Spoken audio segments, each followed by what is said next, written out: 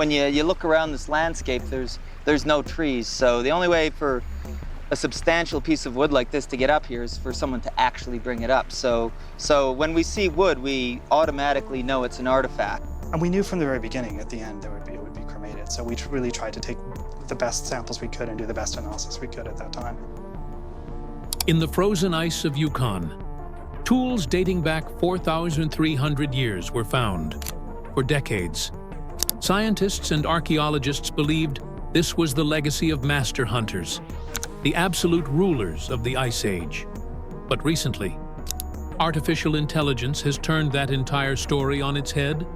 When analyzing invisible traces on the weapons, it found no DNA from small or easily hunted animals, but instead uncovered terrifying evidence of an extinct apex predator. So this shocking discovery forces us to ask a new question. What were they defending themselves against? The legacy of master hunters in the high alpine ice of the Yukon. A stunning collection of 4,300-year-old tools was uncovered, preserved with such impossible clarity that they seemed ready for use for decades. The scientific consensus was firm and clear. These were the instruments of a highly advanced hunting culture. Archaeologists pointed to the expert craftsmanship as proof that these ancient people were true apex predators, masters of a frozen world who efficiently hunted the large caribou herds that roamed the landscape. This powerful narrative of human dominance became the accepted history of this lost people. However, hidden in plain sight within this story of mastery was a deeply disturbing contradiction, an anomaly found on their most sophisticated weapons. Upon forensic examination, many of the finest spearheads revealed damage inconsistent with hunting. They were not merely chipped, but catastrophically shattered from the front, the result of a massive, high-velocity impact. This was not the signature of a spear piercing the soft tissue of a caribou, but rather of a weapon striking something with the density of solid rock. This single, persistent detail raises a fundamental question that challenges everything we thought we knew. Why would the tools of a master hunter be designed for success, yet consistently bear the unmistakable scars of catastrophic failure? The perfectly sealed scene. To answer that question, to understand the story told by these shattered weapons, one must first appreciate the extraordinary environment that kept them secret for so long. The location of these discoveries is not just an archaeological site. It is a perfectly preserved scene, sealed away from the world for over 4,000 years. The mechanism behind this near-miraculous preservation owes its existence to an unlikely guardian: the dense, layered accumulation of caribou dung. For millennia, vast herds of caribou would gather on these high alpine patches to escape the insects of the summer lowlands, leaving behind thick, layered bands of waste. Over countless seasons, these layers were compacted by snow and frozen solid, forming a unique biological archive that grew thicker with each passing century. Much like the rings of a tree, this natural process created the perfect conditions for preservation. The tightly packed, frozen pellets formed a stable, oxygen-starved matrix around any object they happened to entomb. Without oxygen, the microscopic agents of decay, the bacteria and fungi that would normally devour wood and tissue within years, are completely neutralized. The process effectively stops time. It is crucial to understand that these are not glaciers, unlike a glacier, which is a slow-moving river of ice that grinds and pulverizes everything in its path. These Yukon ice patches are remarkably stationary. They act less like a destructive force and more like a natural, cryogenic vault, locking artifacts in the very position they were lost. This means that what is found there is not a jumbled collection of debris, but an intact snapshot of a single moment in the past. But the true miracle of this preservation goes far beyond what is visible to the naked eye. The cold, oxygen-free conditions did not just halt decay on a large scale. they stopped it at the molecular level. This molecular time capsule unintentionally preserved a type of evidence that archaeologists of previous generations could only dream of analyzing. The microscopic residues left behind from the final moments of the tool's use. Every impact, every cut, every contact with a biological substance left an invisible signature, a chemical ghost locked onto the surface of the weapon. For millennia, it was assumed these residues were from caribou, the intended prey, but no one had ever been able to truly prove it. What if these invisible biological witnesses, these molecular phantoms trapped in the ice, were about to tell a completely different story? Cracks in the hunting hypothesis. The story of these master hunters began to unravel the moment the tools from the Yukon were placed side by side with other hunting implements from the same historical period. In a comparative analysis, a clear and consistent pattern for prehistoric hunting darts emerged. Across continents and cultures, the design principles were largely the same, optimized for speed, distance, and penetration. The ideal hunting dart was lightweight, crafted from flexible wood that could absorb and amplify the energy from a spear thrower. And it was balanced for a stable, accurate flight path. The primary goal was to create a projectile that could travel far and fast to strike a distant, often fleeing, animal. This established a scientific baseline, a clear blueprint for what a successful hunting tool should look like. But the Yukon artifacts did not follow this blueprint. In fact, they seemed to actively defy it in several critical ways. The first and most obvious deviation was their construction. The shafts were significantly heavier and fashioned from denser, more rigid wood than was necessary or even practical for long-range projectiles. This additional weight would have actively reduced their effective range and velocity, making them less efficient for hunting agile prey like caribou in an open alpine environment. Furthermore, they were structurally reinforced in ways that made little sense for a hunting dart.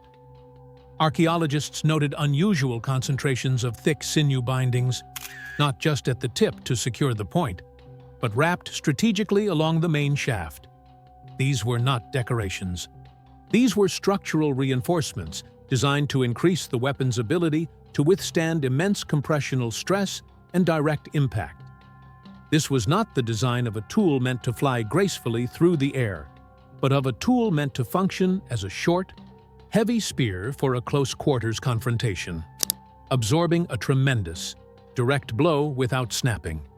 It was, in essence, over-engineered for hunting, but perfectly engineered for a brutal, face-to-face fight.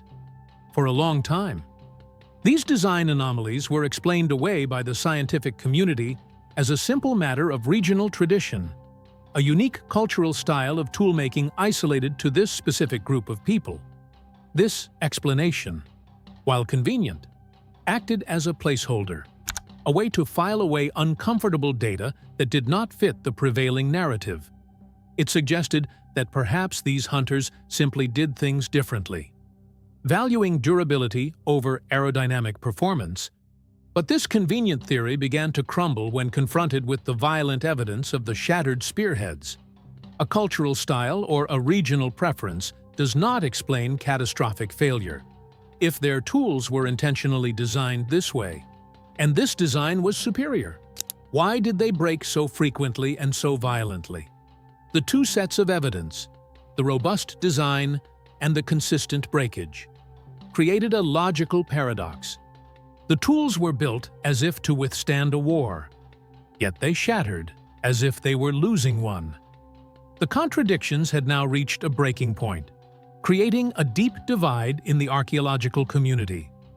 On one side were the traditionalists, who held to the established narrative of master hunters, suggesting the damage was from accidental impacts with rocks.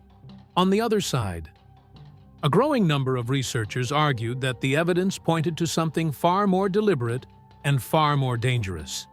The debate was trapped in a stalemate of theories, with no new physical evidence to tip the scales. It was a perfect mystery, locked in conflicting interpretations of the same silent artifacts, until a revolutionary new approach was proposed. What if there was a way to bypass all the theories, all the interpretations, and ask the tools themselves? What if science could find a way to make them reveal the identity of the last living thing they ever touched? Putting the evidence on trial. The stalemate of theories could only be broken by a new kind of evidence, something that was not open to interpretation but would provide a definitive, biological answer. The key to this breakthrough was hidden in the microscopic residues that still clung to the weapons, the invisible remnants of their final moments of use. The scientific field that held the key was called Paleoproteomics, a cutting-edge discipline that has revolutionized archaeology. In simple terms, Paleoproteomics is the study of ancient proteins. Every living creature, from the smallest insect to the largest mammal, is built from proteins, and each species has proteins that are unique to them, acting like a biological fingerprint, even after thousands of years, under the right conditions like those found in the Yukon ice. Tiny fragments of these proteins can survive, clinging to the surfaces of stone and bone tools. By isolating these fragments and analyzing their structure, scientists can identify the exact species of animal the tool was used on. It is the archaeological equivalent of modern forensic DNA testing, with this powerful new technology at their disposal. A team of researchers initiated a comprehensive study. They carefully selected dozens of the most well-preserved tools, ranging from the heavily reinforced spear shafts to the shattered projectile points. The expectation, based on nearly a century of accepted archaeological theory, was clear and straightforward. The analysis should reveal a landscape of proteins overwhelmingly dominated by a single species, the caribou. Scientists anticipated finding strong, consistent protein signals from caribou on the tips of the spears, confirming their use in hunting. They might also find secondary traces of other local herbivores, such as muskox or alpine sheep, painting a detailed picture of the diet and hunting practices of these ancient people. The laboratory work was painstaking and precise, as technicians in clean suits carefully swabbed the ancient surfaces, extracting any surviving molecular traces to be analyzed. But as the initial results began to come back from the mass spectrometers, a deep sense of confusion and disbelief spread through the research team. The expected flood of caribou proteins was nowhere to be found. Test after test returned the same baffling result: an almost complete and total absence of any identifiable prey species. The tools were eerily clean of the very evidence that should have defined them. It was a finding that defied all logic and expectation. Instead of a clear answer, the analysis presented a void, a profound and unsettling silence in the data.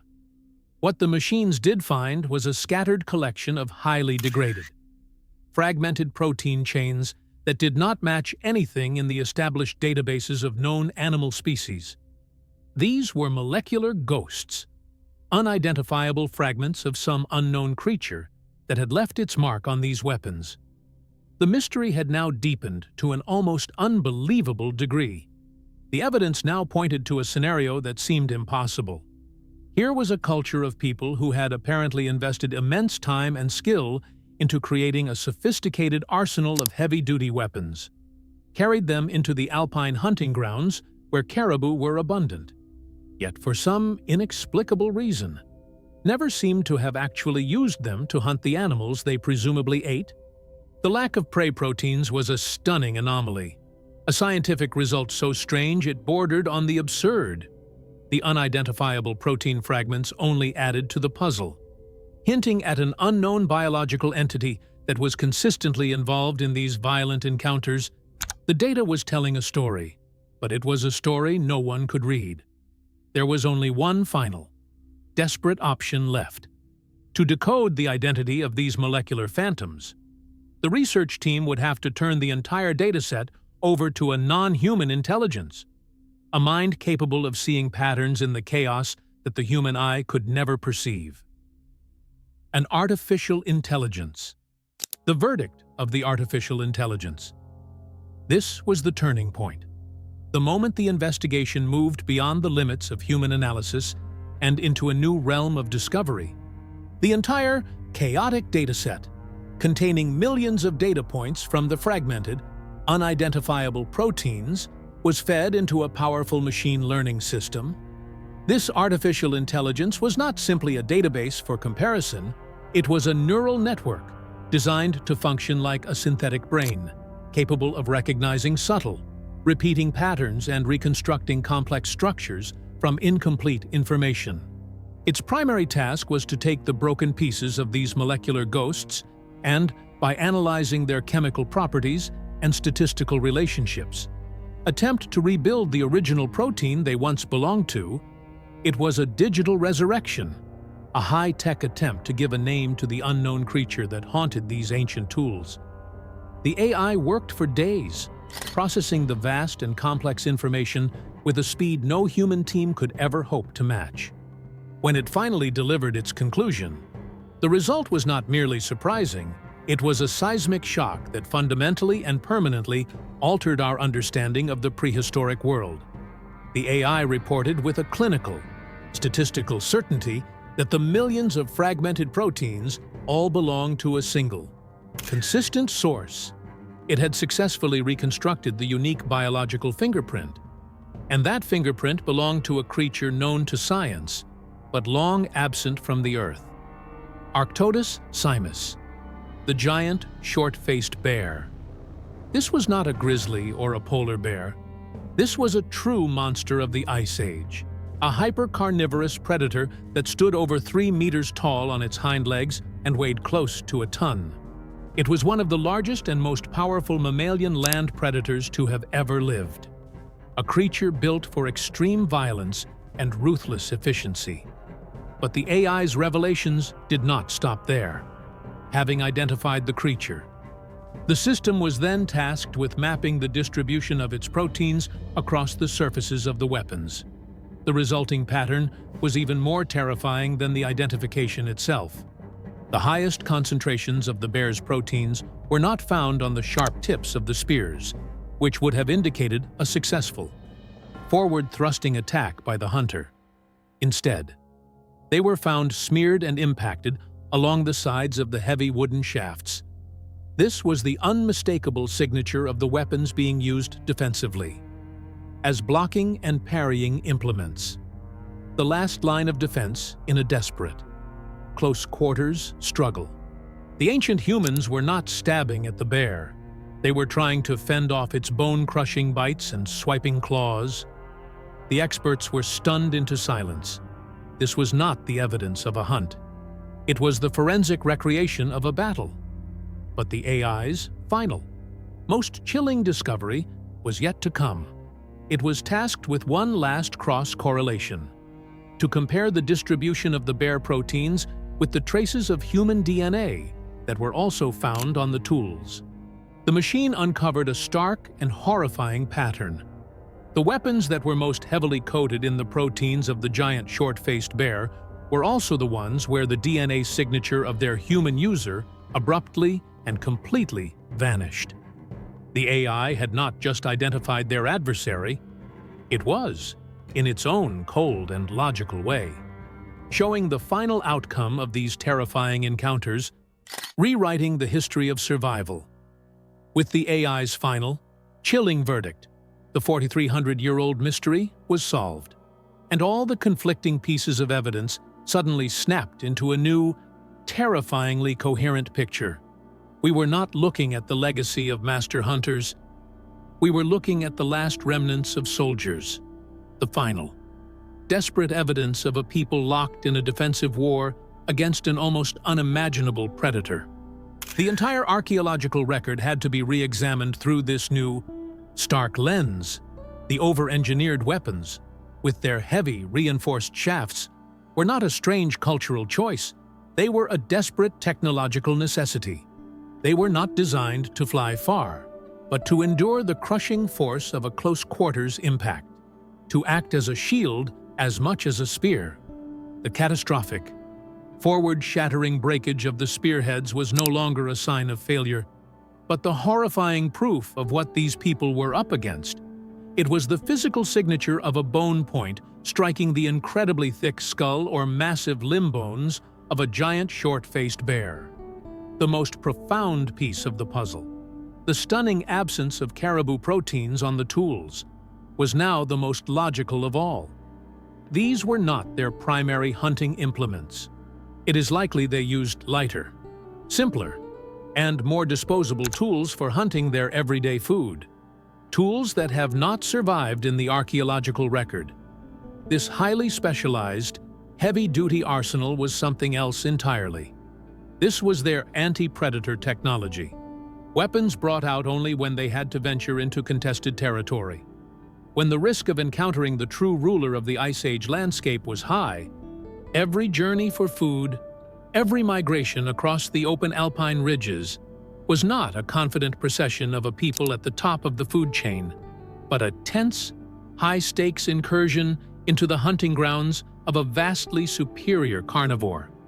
The story of human history is often told as a triumphant, linear march to planetary dominance. But these tools tell a much different, much more humbling story. They are a stark reminder of a time when we were not the hunters, but the hunted. Artificial intelligence did more than just solve an ancient mystery. It restored a profound and forgotten truth to the historical record. It gave a voice to these silent artifacts, allowing them to finally tell their real story, not of dominance, but of incredible courage. These tools are no longer symbols of skillful hunting, but monuments to an almost unbelievable bravery in the face of overwhelming terror. They represent the last stand of a human being against a creature of nightmare proportions, fighting for their family, their community, and their very survival. The AI, in its cold, logical analysis, had uncovered one of the most deeply human stories ever told. A story of resilience, ingenuity, and the quiet dignity of fighting a battle that you know you will likely lose. Ultimately, this discovery rewrites more than just the history of a single group of people in the Yukon. It forces us to reconsider the very nature of human survival in the prehistoric world. It reminds us that our journey was not an unbroken series of victories, but was punctuated by brutal, terrifying chapters where our intelligence and our technology were pushed to their absolute limits, simply to keep us alive. The history of humanity is not always the story of the winner. Sometimes, it is the echo of those who fought to the very last breath, leaving behind only the shattered remnants of their struggle. A silent, frozen testament to a war we had long forgotten was ever fought.